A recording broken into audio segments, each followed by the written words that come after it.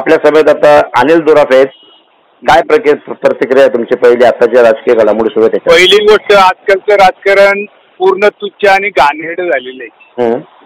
ज्या माणसाने रोप लावतो त्याला फळं खायचा अधिकार नसतो.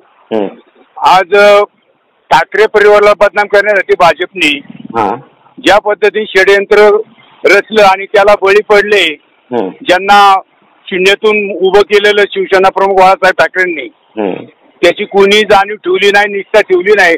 केवळ आपल्या स्वार्थापायी आणि पैशाच्या लालचीने आणि ईडी, सीबीआय अशा ज्या यंत्रणा भाजपने राबवल्यात त्याला सर्व शिवसेनेचे आमदार बळी पडलेले आहेत. आणि शिवसेनेला आणि या महाराष्ट्राचा अस्मिता त्याला बदनाम करण्याचं काम भाजपने मोठ्या प्रमाणाने केलंय, जे आज 70-75 वर्षामध्ये कुठल्याही पक्षाने केलं नाही.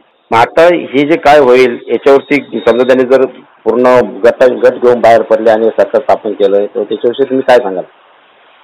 त्याच्यावरती एकच सांगेल, जर उद्धव साहेबांनी मोठं मन आहे त्यांचं, आज 20-21 आमदार आज शिवसेनेकडे आहेत, त्याच्यातले 2-3 गेले वाटतं.